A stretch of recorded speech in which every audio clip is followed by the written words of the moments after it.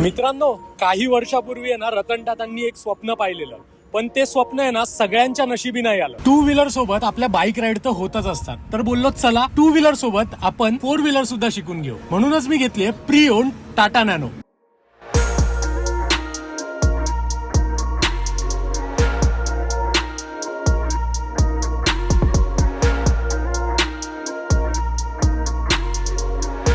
तर मित्रांनो, गाडी तर आपण घेतली, पण या गाडीला काही नवीन लुक देण्यासाठी भवानी कार ॲक्सेसरीज मधून आपण काही या गाडीमध्ये छोटे मोठे मॉडिफिकेशन्स केलेत. चला तर ते तुम्हाला दाखवतो.